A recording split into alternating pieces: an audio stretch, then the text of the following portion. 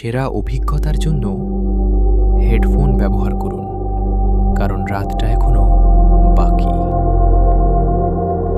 আপনারা কি কখনো অনুভব করেছেন মাঝরাতে কেউ আপনার নাম ধরে ডাকছে, কিন্তু চোখ খুলে দেখলেন ঘরে আপনি একাই? আজ থেকে ঠিক 3 বছর আগে ওই রাতের একটা বাজ ছিল হয়তো। আমার সাথে এমন কিছু ঘটেছিল যা আজও আমার রাতের ঘুম কেড়ে নেয়। সেই স্কুলের রুমে কি হচ্ছিল, আর সেই অশরীরী কণ্ঠস্বর যা কোনোদিন ভোলার নয়। আজ আপনাদের শোনাব সেই রাতের অভিজ্ঞতার গল্প। সেই রাতের অভিজ্ঞতাটা ভাবলে আজও আমার গায়ের লোম খাড়া হয়ে যায়। So let's start this video. 3 বছর আগের কথা। তখন আমি স্কুলের ছাত্র, আর আমি স্কুলের হস্টেলে থাকতাম, কারণ আমার বাড়ি ছিল অনেক দূরে। সাধারণ একটা স্কুল নাইটের মতোই রাত 8টার দিকে খেয়ে দিয়ে আমি নিজের ঘরে ঘুমানোর তোড়জোড় শুরু করি। কে জানত ওই রাতটা আমার জন্য এক দুঃস্বপ্ন হয়ে আসবে। রাত 1টায় আমি অঘরে ঘুমাচ্ছিলাম। হঠাৎ কোনো এক অজানা কারণে আমার ঘুমটা ভেঙে গেল। চোখ মেলে তাকালাম সামনের টেবিলে থাকা ডিজিটাল ঘড়িটার দিকে। লাল অক্ষরে জ্বলজ্বল করছিল নাইটের একটা। ঘরটা একদম নিস্তব্ধ ছিল, কিন্তু সেই নিস্তব্ধতা বেশিক্ষণ স্থায়ী হল না। বিছানায় শুয়ে যখন আবার ঘুমের অতল গভীরে যাওয়ার চেষ্টা করছি, ঠিক তখনই শুনলাম সেই শব্দটা। ঘরের কোণ থেকে কোনো এক নারীর কণ্ঠস্বর ভেসে এলো। খুব নিচু স্বরে কেউ যেন আমার নাম ধরে ডাকছে, নীল, ও নীল। প্রথমে ভাবলাম হয়তো মনের ভুল বা ঘুমের ঘোরে ভুল শুনছি।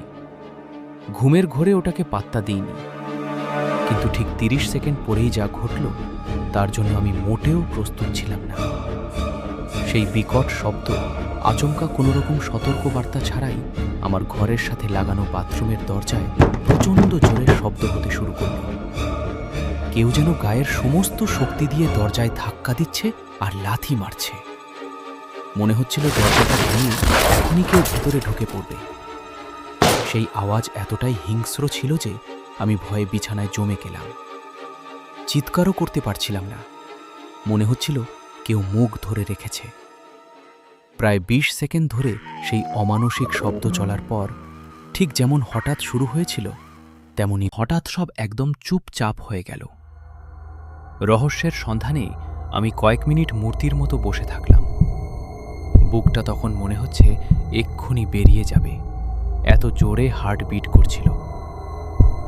শেষ পর্যন্ত সাহস করে ভাবলাম দেখতেই হবে ওটা কি ছিল। কাঁপতে কাঁপতে বাথরুমের দরজার সামনে গিয়ে এক ঝটকায় সেটা খুললাম। কিন্তু হ্যাঁ, সে কি, সেখানে কেউ নেই। চারদিক একদম ফাঁকা। আমার ওই বাথরুমের অন্যদিকে আর একটা দরজা ছিল, যা দিয়ে বাইরের করিডোরে যাওয়া যায়। আমি বাথরুম পেরিয়ে সেই দরজাটা খুললাম। করিডোরের দুই পাশের সব ঘরের দরজা বন্ধ। হস্টেলের সবাই তখনও ঘুমাচ্ছে। কোন যুক্তিই মিলছিল না। এখানে প্র্যাঙ্ক হওয়ার কোনো আশা ছিল না, বা কোনো দুষ্টুমিও যে কেউ করবে তাও হতে পারে না, কারণ আমাদের করিডোরের মেঝেটা কাঠের তৈরি। কেউ ওখান দিয়ে হাঁটলে কাঠের মোচমোচ শব্দ হবেই। কিন্তু সেই রাতে আমি কোনো পায়ের আওয়াজ বা কোনো দরজা খোলার শব্দ শুনিনি। আর মাঝরাতে কারি বা খেয়ে দেয়ে কাজ নেই যে আমার বাথরুমের দরজায় ওভাবে মারবে। সেদিন বাকি রাতটুকু আমি আর ঘুমাতে পারিনি। সেই ছায়া, কণ্ঠস্বর আর দরজার উপর সেই আঘাতের শব্দের কথা ভাবলেই আজও আমার বুক কেঁপে ওঠে। আমি আজও জানি না সেদিন রাতে একটা ঠিক কী ঘটেছিল। সেই ঘটনার পর থেকে আজও আমি মাঝরাতে বাথরুমের দিকে তাকাতে ভয় পাই। রাত 1টা বেজে গেলেই মনে হয় সেই কণ্ঠস্বরটা আবার আমার নাম ধরে ডাকবে। আপনাদের সাথে ঘটা ঘটনাগুলি কমেন্টে অবশ্যই জানাবেন। এই ধরনের আরও বাস্তব ভৌতিক অভিজ্ঞতা শুনতে চ্যানেলটি এখনই সাবস্ক্রাইব করে পাশে থাকা বেল আইকনটি প্রেস করে দিন। আজকের মতো বিদায় নিচ্ছি।